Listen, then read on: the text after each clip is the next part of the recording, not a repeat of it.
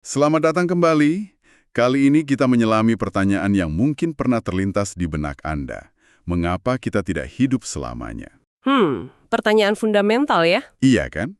Dari ritual rumit Firaun Mesir sampai laboratorium biologi molekuler modern, upaya memahami dan mungkin menunda kematian itu selalu ada dalam cerita peradaban manusia. Betul sekali. Hari ini, kita akan membedah inti dari penuaan dan kematian, dipandu oleh buku Why We Die, karya Venki Ramakrishnan. Nah, sumber kita kali ini memang membawa kita langsung ke jantung biologi penuaan. Kita akan lihat bagaimana tubuh dan sel kita berubah seiring waktu. Oke, Terus, mengapa ada makhluk hidup yang usianya jauh melampaui kita? Dan apa saja sih batas-batas biologis yang tampaknya kita hadapi? Ini perjalanan ke dalam mekanisme dasar kehidupan itu sendiri. kehidupan kita. Dari level sel sampai organisme utuh. Betul. Dan bagaimana perjalanan evolusi membentuk nasib biologis kita? Siap untuk menjelajahi kompleksitas kehidupan dan akhir hayatnya bersama kami? Mari kita mulai. Kita mulai dari zaman kuno deh. Coba Anda bayangkan penemuan makam Tutankhamun. Harta karun luar biasa itu kan bukan sekedar kemegahan. Bukan cuma soal pamer ya. Iya, tapi bagian dari upaya besar-besaran untuk bisa dibilang menentang kematian. Ada patung dewa Anubis, ada panduan ke alam baka. Ini menunjukkan betapa kuatnya keinginan manusia untuk melampaui batas hidup. Nah, keinginan ini menurut filsuf Stephen Cave melahirkan berbagai strategi keabadian. Ada 4 rencana katanya. 4 ya? Apa aja tuh? Rencana A, ya hidup selamanya secara fisik, atau selama mungkin lah. Rencana B itu soal kebangkitan fisik. Rencana C, jiwa atau esensi kita yang hidup abadi. Dan rencana D, hidup melalui warisan, entah itu karya atau keturunan. Menarik. Contohnya ada? Banyak. Hindu atau Buddha fokus ke rencana C, reinkarnasi. Agama Abrahamik, rencana B dan C, kebangkitan dan jiwa abadi. Nah, Mesir kuno atau Kaisar Qin Shi Huang di Tiongkok, wah, ini kayaknya nyoba semua jalur deh. Oh iya. Ada mumi, makam megah, keyakinan jiwa, sampai pasukan terakota itu kan. Ironisnya, Qin Shi Huang itu mungkin malah mati karena ramuan panjang umur yang dia cari. Wah, ironis sekali. Nah, seiring munculnya sains modern, pencerahan fokusnya agak bergeser ya. Betul. Kepercayaan pada rencana B dan C mungkin agak berkurang di sebagian kalangan. Penekanannya jadi lebih ke rencana A, yaitu bertahan hidup selama mungkin. Dan rencana D, meninggalkan warisan. Tapi warisan saja kan sering terasa kurang memuaskan ya. Iya, dan kalau warisan biologis lewat anak cucu, ya mereka kan bukan diri kita sendiri persis, gitu. Benar juga. Makanya, dorongan fundamental untuk bertahan hidup, rencana A itu, jadi sangat dominan. Ini yang kemudian memicu inovasi luar biasa dalam kedokteran, kesehatan masyarakat. Dan riset soal penuaan itu sendiri. Tepat. Riset yang mencoba memahami dan ya mungkin memperlambat proses penuaan. Ini membawa kita ke pertanyaan dasar. Apa sih sebenarnya yang mati saat kita meninggal? Nah, ini menarik. Karena saat seseorang dinyatakan meninggal, banyak selnya itu sebenarnya masih hidup. Oh iya, makanya bisa donasi organ ya, ke satu kesatuan yang terkoordinasi. Tepat. Komunikasi dan kerjasama antar sel berhenti. Ini terjadi karena kerusakan menumpuk di berbagai level, dari molekul sampai sel. Sel bisa menua, rusak, atau bahkan bunuh diri terprogram. Apoptosis namanya. Apoptosis. Iya, kalau cukup banyak sel kunci yang gagal berfungsi, ya sistem keseluruhan akan runtuh. Tapi ada paradoks di sini. Individu itu fana, tapi kehidupan itu sendiri kan terus berlanjut. Kita semua ini bagian dari rantai kehidupan yang nggak putus selama miliaran tahun. Gimana tuh? Jawabannya ada di sel nutfah, germline cells. Sperma dan sel telur. Waan, tubuh kita, soma, itu hanyalah kendaraan sementara untuk membawa dan menyebarkan gen itu. Jadi kematian kita itu kematian si kendaraan. Betul, kematian wadahnya. Kalau gitu, kenapa evolusi nggak bikin kendaraan ini lebih awet aja? Bukannya kalau hidup lebih lama, lebih banyak peluang menyebarkan gen. Nah, disinilah hipotesis soma sekali pakai atau disposable soma hypothesis dari Thomas Kirkwood masuk. Oke, gimana tuh intinya? Intinya, organisme itu punya sumber daya terbatas. Jadi ada pilihan evolusioner. Mau investasi besar untuk tumbuh cepat dan bereproduksi di usia muda, atau investasi besar untuk perbaikan dan pemeliharaan tubuh biar awet. Jadi semacam trade-off ya? Tepat sekali, penuaan itu dilihat sebagai trade-off. Alam, dalam tanda kutip, lebih memilih strategi yang memaksimalkan penyebaran gen dalam kondisi lingkungan tertentu. Meskipun itu berarti tubuh kendaraan akhirnya rusak. Ada contohnya? Ada. Pada banyak hewan, kalau dicoba diperpanjang umurnya lewat mutasi genetik misalnya, seringkali kesuburannya malah berkurang. Atau pembatasan kalori bisa memperpanjang umur, tapi sering juga mengurangi kesuburan. Menarik sekali melihat variasi umur di alam ya. Kupu-kupu cuma beberapa minggu, tapi pohon sequoia bisa ribuan tahun. Kontrasnya luar biasa. Ada juga hidra yang bisa ngenumbuhin kepala baru, atau ubur-ubur abadi Turritopsis dorni yang bisa balik ke fase muda. Tapi itu mungkin nggak terlalu relevan buat manusia ya. Ya, mekanismenya sangat berbeda. Secara umum, memang ada korelasi antara ukuran tubuh, metabolisme, dan umur. Makhluk besar cenderung hidup lebih lama, metabolismenya lebih lambat. Kayak pengamatan Geoffrey West itu. Tapi itu bukan aturan baku kan? Bukan. Faktor kunci lainnya adalah risiko eksternal. Kalau suatu spesies gampang banget dimangsa atau kena penyakit, ya buat apa investasi besar untuk hidup lama? Jadi sia-sia secara evolusi. Makanya gurung atau kelelawar yang bisa terbang, atau hewan yang hidup di lingkungan aman, umurnya bisa lebih panjang dari perkiraan ukuran tubuhnya. Tepat, mereka bisa memperlambat laju hidup karena lebih aman. Nah, contoh ekstrimnya tadi disebut, tikus mondok telanjang, naked mole rat. Ukurannya kayak tikus biasa, Yang umurnya cuma sekitar 2 tahun? tapi dia bisa hidup lebih dari 30 tahun. Itu kan luar biasa. Ya, hewan ini memang anomali. Mereka hidup di bawah tanah, relatif aman dari predator, metabolismenya rendah banget, tahan kadar oksigen rendah, dan yang paling hebat, sangat tahan kanker. Tahan kanker. Kok bisa? Sel mereka punya mekanisme unik untuk merespons gen penyebab kanker. Jadi, pertumbuhannya terkontrol ketat. Ini menunjukkan bagaimana evolusi bisa memilih umur panjang kalau kondisi lingkungannya sangat mendukung. Oke, sekarang kita fokus ke manusia. Harapan hidup kita kan naik drastis ya dalam 150 tahun terakhir. Sanitasi, vaksin, antibiotik. Betul, harapan hidup rata-rata memang melanjak. Tapi pertanyaan selanjutnya, bagaimana dengan batas maksimum umur manusia? Rekornya masih dipegang Jean Calment dari Perancis, 122 tahun. Katanya dia bahkan ingat ketemu Van Gogh ya. Iya, ceritanya begitu. Dan dia relatif sehat sampai usia lanjut, meski punya kebiasaan merokok dan makan coklat.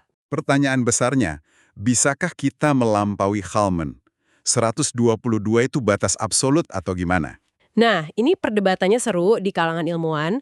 Beberapa analisis data demografi, misalnya oleh Fitch Jack dan kawan-kawan, menunjukkan kayak ada dinding alami di sekitar usia 115 tahun. Dinding alami. Semacam batas atas yang sulit ditembus.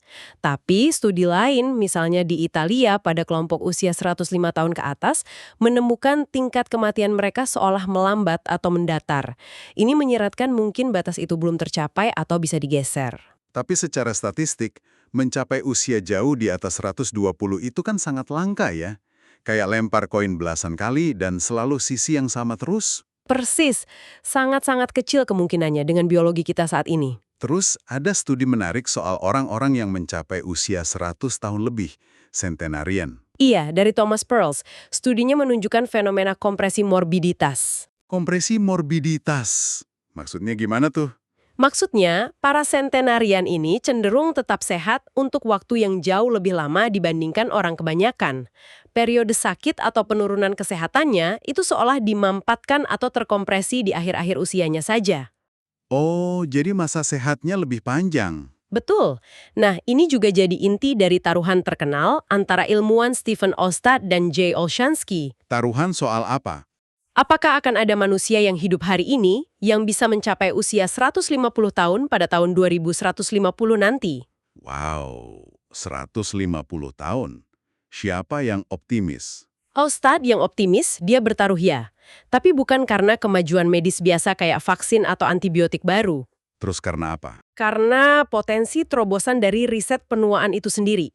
Riset yang mungkin bisa mengubah batas fundamental biologi penuaan kita.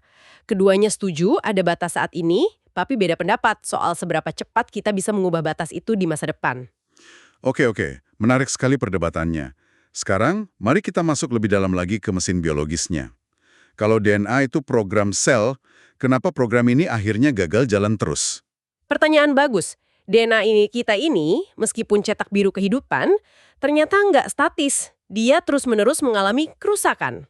Kerusakan dari mana? Bisa dari lingkungan, seperti paparan zat kimia berbahaya, radiasi matahari, atau bisa juga dari dalam, misalnya kesalahan kecil saat DNA disalin ketika sel membelah. Meskipun ada mekanisme koreksi, tapi nggak 100% sempurna. Kesalahan kecil ini namanya mutasi ya? Betul, mutasi itu perubahan pada kode genetik. Nah, sel kita sebenarnya punya sistem pertahanan namanya DNA Damage Response atau DDR. Fungsinya? Kalau kerusakannya ringan, DDR akan coba memperbaikinya. Tapi kalau kerusakannya parah banget, sel bisa mengambil dua jalur ekstrim. Bunuh diri terprogram alias apoptosis tadi. Biar nggak jadi masalah ya? Iya. Atau dia masuk ke kondisi pensiun dini, berhenti membelah.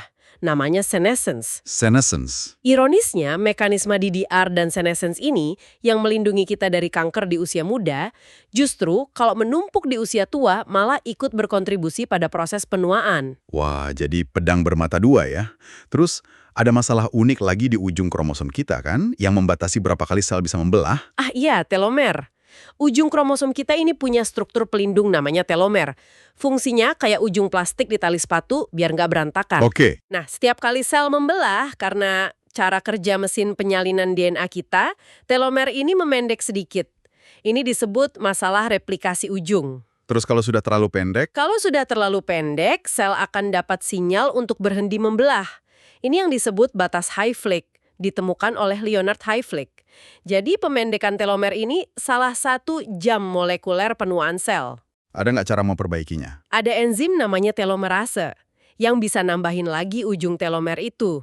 Tapi sayangnya enzim ini umumnya nggak aktif di sebagian besar sel tubuh kita. Oh, kecuali di mana? Kecuali di sel nutfah, sperma dan telur tadi.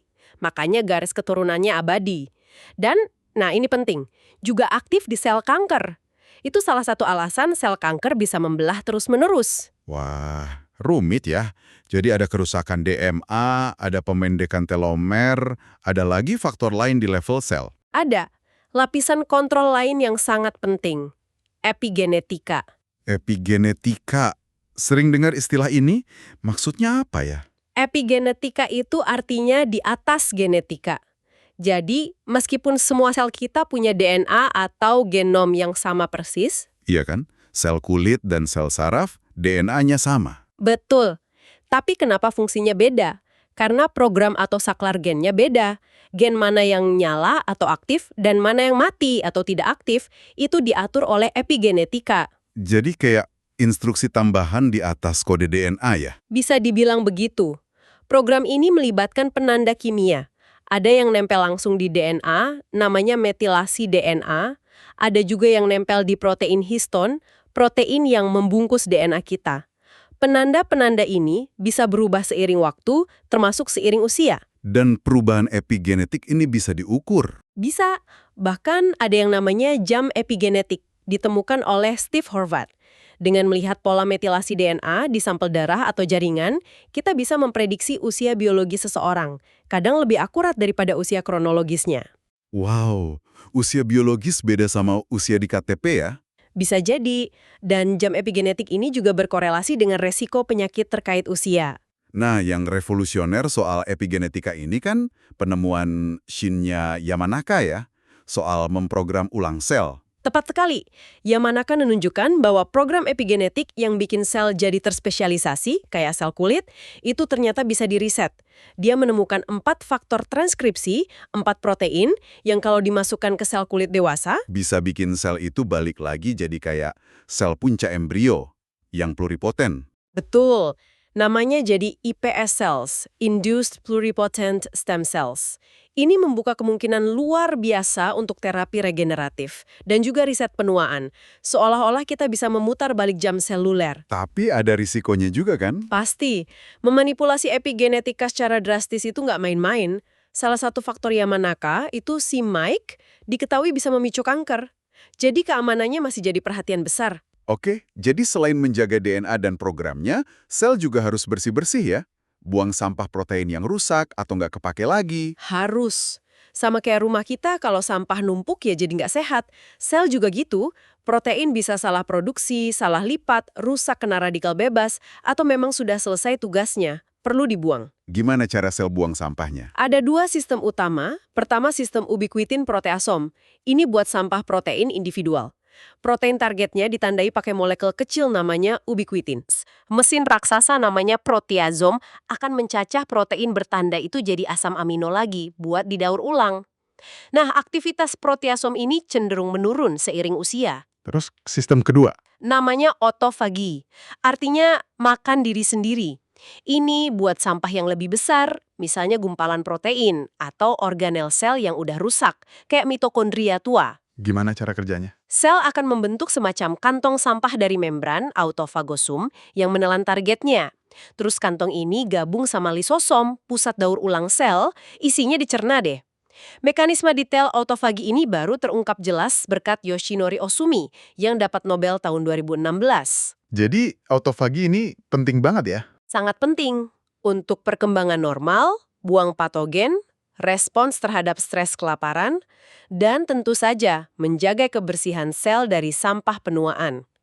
Kalau autofagi gagal, ini terkait dengan banyak penyakit, termasuk kanker dan penyakit neurodegeneratif. Nah, ngomongin neurodegeneratif, kalau sistem pembersihan ini gagal di otak, dampaknya bisa mengerikan ya, kayak penyakit Alzheimer. Betul sekali. Penyakit seperti Alzheimer, Parkinson, Huntington, atau penyakit prion seperti kuru dan sapi gila, BSE, semuanya punya ciri khas. Penumpukan protein yang salah melipat dan membentuk gumpalan atau agregat beracun di sel saraf. Alzheimer kan ditandai dengan plak amiloid beta di luar sel dan kekusutan tau di dalam sel ya. Ya, Alois Alzheimer yang pertama kali mendeskripsikannya. Plak itu komponen utamanya peptida A-beta, hasil pemotongan protein prekursor amiloid, APP. Kekusutan atau tangles itu dari protein tau yang harusnya menstabilkan rangka sel saraf, tapi malah jadi abnormal dan menggumpal. Dulu sempat ada perdebatan mana yang lebih penting, A-beta atau tau. Sempat. Awalnya hipotesis amiloid, A-beta sebagai penyebab utama lebih dominan. Karena mutasi gen APP atau enzim pemotongnya, presenilin menyebabkan Alzheimer turunan usia dini.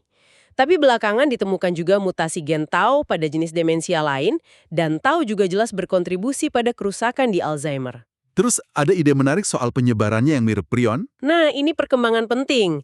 Penyakit prion kayak kuru atau Creutzfeldt-Jakob itu kan disebabkan protein prion abnormal PRPSC yang bisa mengubah protein prion normal PRPC jadi abnormal juga. Menyebar kayak infeksi. Tapi Alzheimer nggak menular kan? Secara umum tidak terbukti menular antar manusia seperti kuru. Tapi ada bukti kuat dari eksperimen di hewan bahwa bentuk abnormal A-beta atau tau bisa bertindak sebagai benih, seed. Kalau disuntikan ke otak hewan sehat, benih ini bisa memicu pembentukan gumpalan A-beta atau tau baru yang menyebar secara bertahap di otak. Jadi penyebarannya di dalam otak itu mirip mekanisme prion. Betul. Ini menjelaskan kenapa penyakitnya progresif, menyebar dari satu area otak ke area lain. Dan ini juga jadi target terapi daru.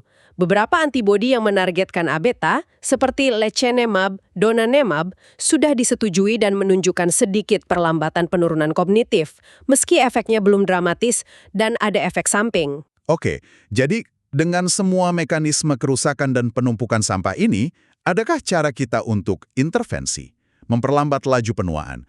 Kita sering dengar soal diet misalnya, pembatasan kalori. Ya, caloric restriction atau CR.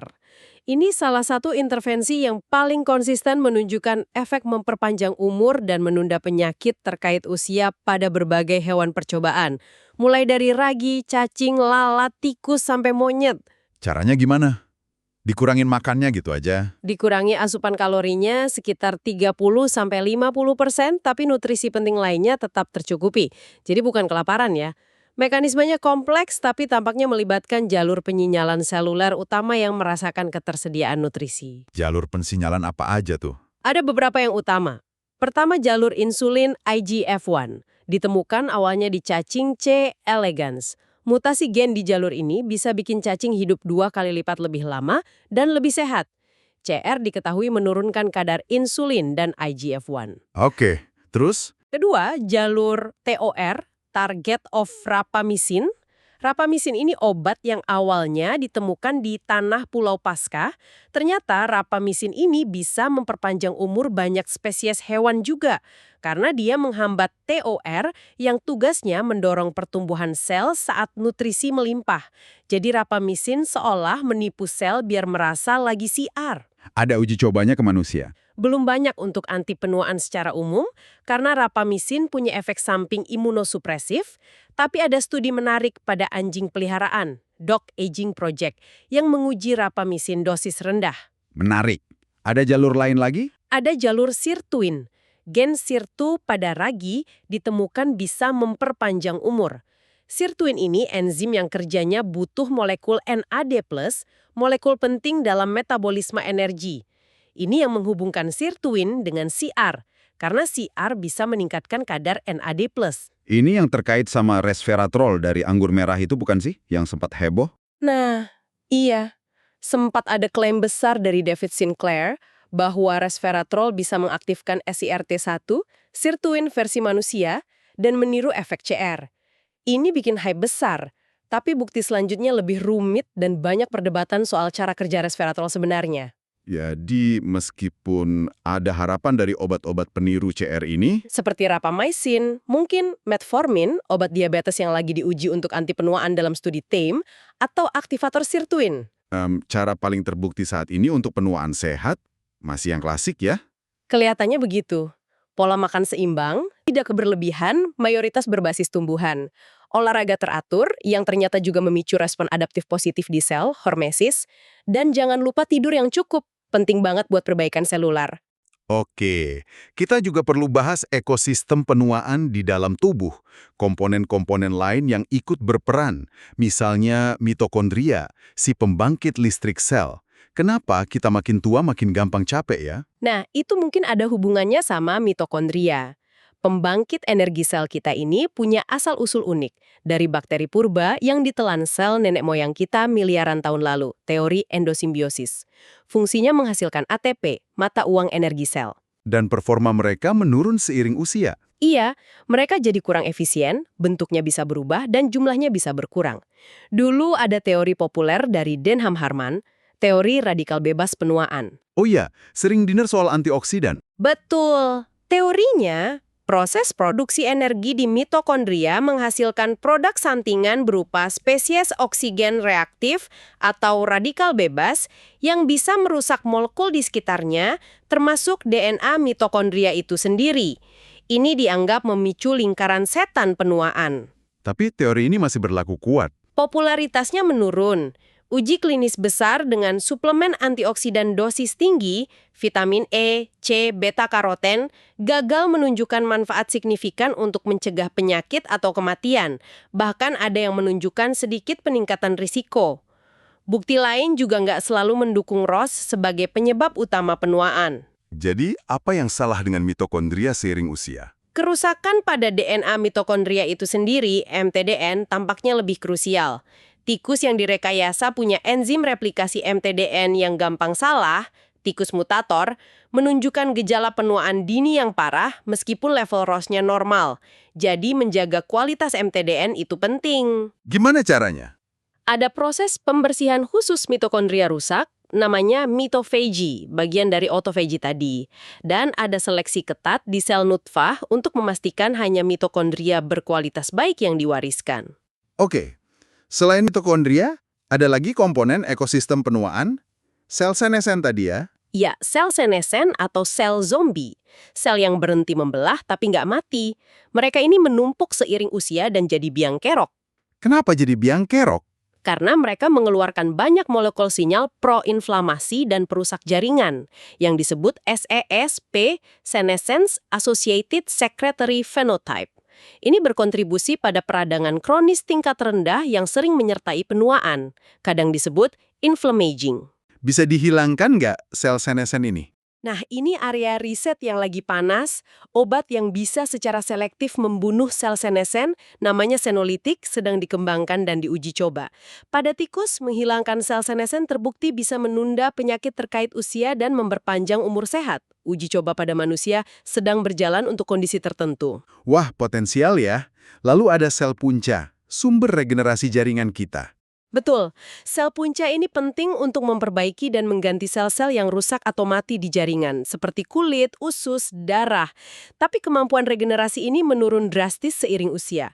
Luka jadi lebih lama sembuh, otot dan tulang melemah. Kenapa kemampuan sel punca menurun? Ada beberapa alasan, jumlahnya berkurang, fungsinya menurun, mungkin karena akumulasi kerusakan DNA atau perubahan epigenetik tadi, dan bisa terjadi dominasi klonal, di mana satu atau beberapa klon sel punca yang mungkin punya mutasi tertentu, jadi mendominasi tapi fungsinya nggak optimal, malah berisiko jadi kanker. Bisakah sel punca diremajakan? Tadi sempat disinggung soal faktor Yamanaka. Iya, eksperimen menarik dari kelompok Juan Carlos Ispizua Belmonte menunjukkan bahwa paparan singkat faktor Yamanaka pada tikus tua bisa memperbaiki beberapa tanda penuaan di jaringan.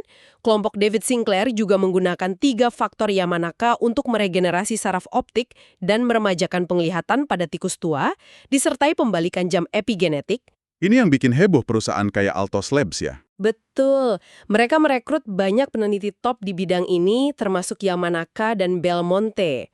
Potensinya besar, tapi lagi-lagi, risiko kanker akibat reprogramming ini masih jadi tantangan utama yang harus diatasi.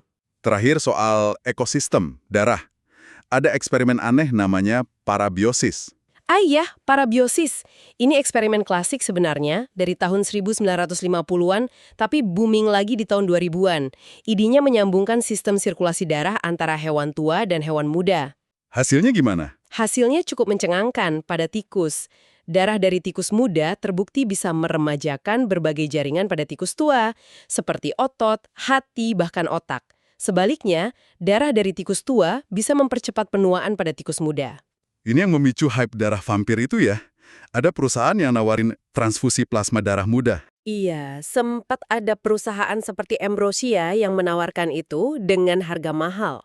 Tapi FDA langsung memberi peringatan keras karena belum ada bukti klinis yang kuat pada manusia, manfaat yang nggak jelas, dan risikonya ada. Infeksi, reaksi imun, Jadi belum direkomendasikan ya? sama sekali belum.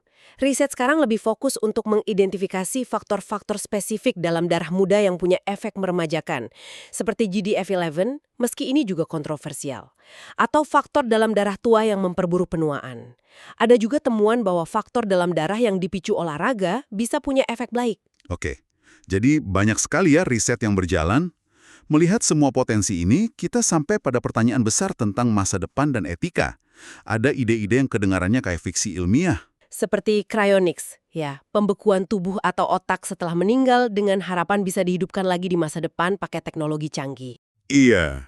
Atau ide mengunggah kesadaran ke komputer, transhumanisme. Betul. Ini didukung oleh beberapa tokoh teknologi dan filsuf.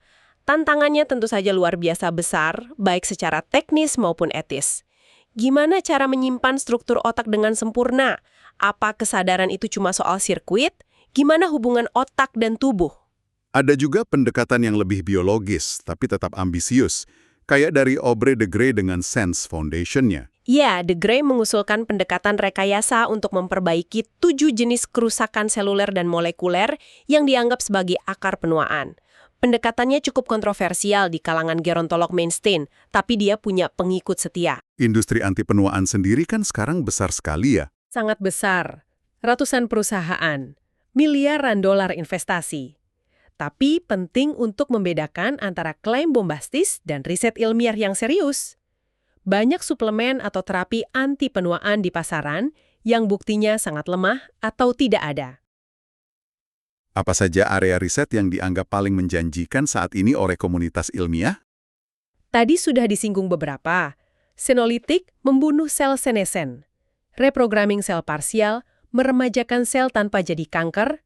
Obat yang menargetkan jalur metabolisme seperti metformin atau peningkat NAD+, mungkin juga intervensi pada mikrobioma usus. Tapi tantangannya masih banyak, termasuk soal biomarker penuaan yang valid dan pengakuan penuaan sebagai kondisi yang bisa ditargetkan secara medis oleh regulator seperti FDA.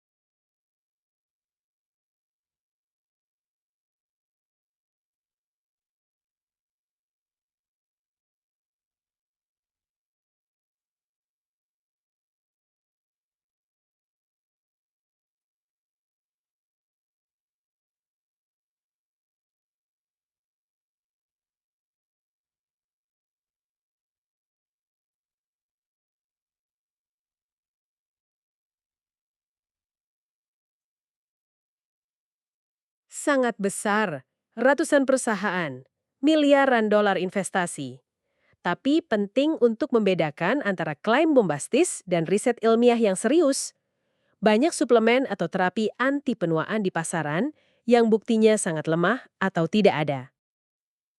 Apa saja area riset yang dianggap paling menjanjikan saat ini oleh komunitas ilmiah? Tadi sudah disinggung beberapa. Senolytik membunuh sel senescent, reprogramming sel parsial, meremajakan sel tanpa jadi kanker, obat yang menargetkan jalur metabolisme seperti metformin atau peningkat NAD+, mungkin juga intervensi pada mikrobioma usus. Tapi tantangannya masih banyak, termasuk soal biomarker penuaan yang valid dan pengakuan penuaan sebagai kondisi yang bisa ditargetkan secara medis oleh regulator seperti FDA. Nah, pertanyaan krusialnya, kalau kita berhasil memperpanjang umur, apakah kita hanya memperpanjang periode sakit di akhir hayat? Atau kita bisa benar-benar hidup sehat lebih lama? Perdebatan soal kompresi morbiditas tadi. Ini perdebatan penting. Olshansky cenderung skeptis bahwa kita bisa menggeser batas maksimum umur secara drastis dalam waktu dekat, tapi berharap kita bisa mengkompresi morbiditas. Sementara Austad dan De Grey lebih optimis soal kemungkinan memperpanjang umur sehat secara signifikan. Data dari supercentenarian, usia 110+, memang cenderung mendukung ide kompresi morbiditas itu. Mereka sangat sehat sampai mendekati akhir hayat. Dan terakhir, konsekuensi sosial dan etisnya, kalau kita benar-benar bisa memperpanjang umur secara signifikan, ini kan bisa mengubah segalanya. Betul.